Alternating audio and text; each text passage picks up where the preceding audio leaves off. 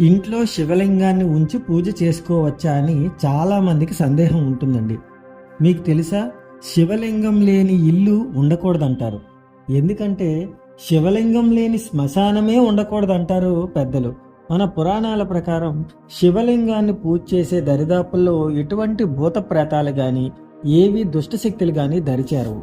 శ్మశానంలో కూడా శివుడు ఉంటాడు అని చెప్పడానికి కారణం కూడా ఆ దుష్టశక్తులు మానవాళికి హాని కలిగించకూడదని.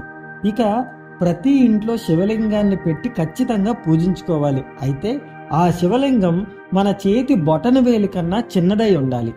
అది ఇత్తడితోనైనా, బంగారంతోనైనా, వెండితోనైనా, రాతితోనైనా సరే మన చేతి బొటన వేలు కన్నా చిన్నదిగా ఉండే ఒక శివలింగాన్ని ఇంట్లో పెట్టి నిత్యం పూజ చేసుకోవాలి.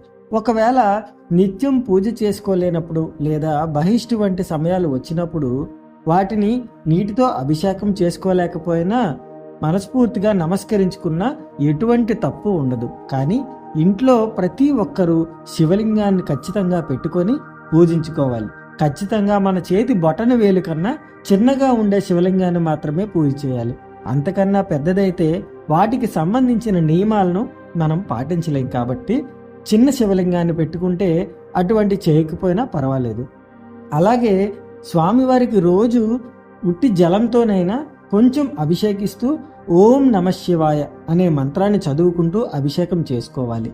ఒకవేళ మహామృత్యుంజయ మంత్రం లాంటి శివనామ స్మరణలు తెలిస్తే అవి చదువుకున్నా పర్వాలేదు. లేదా ఓం నమః శివాయ అని తలుచుకుంటూ స్వామివారికి నీటితో అభిషేకం రోజు చేసుకుంటే ఆ ఇంట్లో అన్ని సకల శుభాలే జరుగుతాయి. ఓం నమః శివాయ.